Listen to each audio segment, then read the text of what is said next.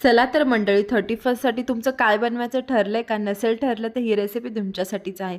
तर मस्त असा तवा पुलाव आपण बनवायचा आहे आज आणि त्याच्यासाठी मोठा तवा असेल तर तवा घ्या, नाहीतर कढाई घेतली तरी चालेल. कढाईत तेल छान गरम करून त्याच्यामध्ये बारीक चॉप केलेलं अद्रक लसूण छान फ्राय करून, एक मोठा कांदा बारीक काप करून, एक छोटा टोमॅटो बारीक चिरून आणि आपल्या आवडत्या सगळ्या भाज्या जसं की मी त्यात छोटा बटाटा, फ्रेश असे मटार घेतलेले आहेत. 2 मिनटं छान परतून घ्यायचं आहे. परतल्यानंतर एक वाफ काढायची आहे की जेणेकरून आपला बटाटा छान शिजणार आहे.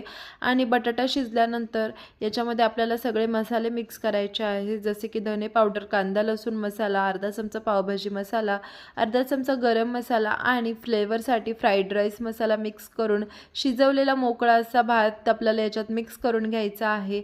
आणि ही रेसिपी आज तुम्ही 31साठी नक्की बनवू शकता. डिटेल व्हिडिओसाठी खाली दिलेल्या त्रिकोणावरती क्लिक करा आणि व्हिडिओ पाहायला विसरू नका. चलो.